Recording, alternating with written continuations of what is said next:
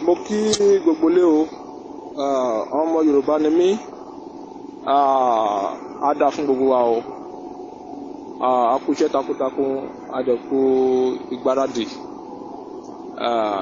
gbódùn lọ́sàn máa so nígbẹ̀yìn lágbára Ọlọ́run, mo kí wa o. Nísìnyí tí màmá alárùbáríkà ìyá ògo màmá Áfíríkà ti wá fọ́ ẹsẹ̀ tébù pátápátá báyìí, tébù ti wá ṣubú yakata síta báyìí nísìnyí. Èmi fẹ́ béèrè kan nínú ilé o, because ó máa dàbí béèrè mi lè kó dàbí béèrè àpọ̀dà ìjọ. Nísìnyí tí tébù ti fọ́ tí màmá ti bẹ́ spíkà báyìí nísìnyí.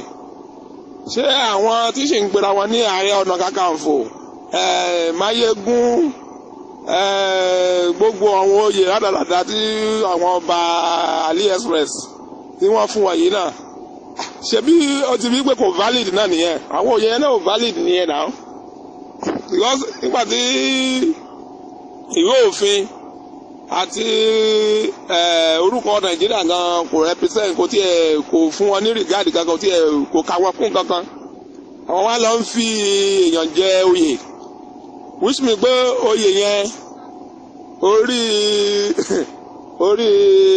orí òfegè ló bá dé. Ọmọ Yorùbá a dúpẹ́ lọ́wọ́ Ọlọ́run, wọ́n ní tí ṣìgìdì bá fẹ́ tẹ́ a ní kán gbóhùn lọ sódò kóhùn lọ wẹ̀, òun náà ló ti délẹ̀ yìí, tẹ́lẹ̀ léyìí. Kí n tún gbọ́ bẹ́ẹ̀ nìkan ń pera ẹ̀ ní Ààrẹ Ọ̀nà Kakanfò kan, kì í ṣe ọba nìkan o, ẹ má gbàgbé o, kì í ṣe ọba nìkan ní òní, àwọn ọba tó fi wọ́n jẹ oyè wọn valid, wọn ní ẹsẹ̀ ńlẹ̀, so àwọn tí wọ́n fi joyè náà kò sí nǹkan kan bẹ̀, orí irọ́ ló bá dé. Abálájọ tí wọ́n fi tẹ̀sẹ̀ àgẹ̀rẹ̀ títí kí ẹni tí ọba fi joyè kó tó máa jáde kó máa sọ pé oyè tóun jẹ ó ju ti àwọn ọba kan lọ. Ẹ rí i pé nǹkan ti dé báyìí. Bọ̀ a dúpẹ́ lọ́wọ́ Ọlọ́run pé màmá ti best speaker at last. Wọ́n ti fọgbà yan gan, màmá ti dàrú pátápátá báyìí. Gbogbo wọn ń sá kàbàkàbà kiri báyìí ni. Ìwọ tó bá wá gọ̀ o, tó bá ti rí Máyégún, tẹ́ bá ti rí Ààrẹ Ọ̀nà Kakanfò, kẹ́ tún máa yẹ wọn sí, kẹ́ máa pọ́n wọn lé. Kò sí nǹkan kan bẹ̀, irọ́ ló bá dé. Òfin ò fàyè gbà wọn lóyè kankan, wọn ní oyè kankan, oyè wọn ò valid, ipò tí wọ́n gbé kò valid, kò lẹ́sẹ̀ ńlẹ̀, àṣírí ti tú. Ọmọ Yorùbá ẹ máa jó ẹ máa yọ̀, yes, wọn lẹ́mìí ẹ̀ mọ́, wọn lẹ́nu bẹ̀ mọ́, kò sí nǹkan bẹ̀.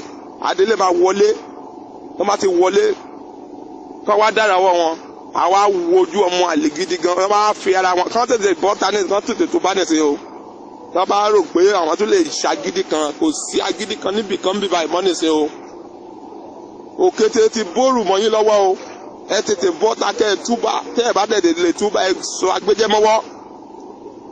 Gbogbo ẹ̀yin olóyè sọnù, ẹ̀yin ọba sọnù, ẹ̀yin AliExpress ọba, ẹ lọ ṣàgbéjẹ mọ́wọ́ o.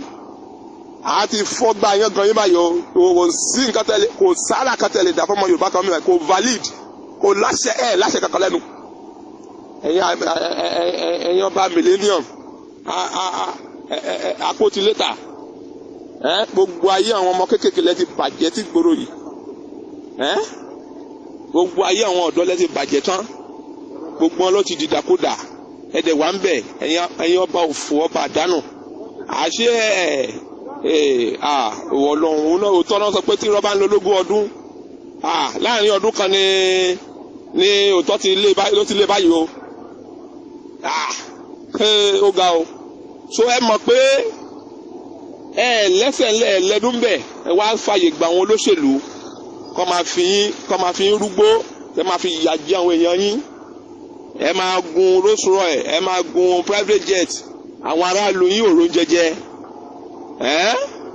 ẹ ń kó palliative pamọ́. Ó ti wá dá báyìí.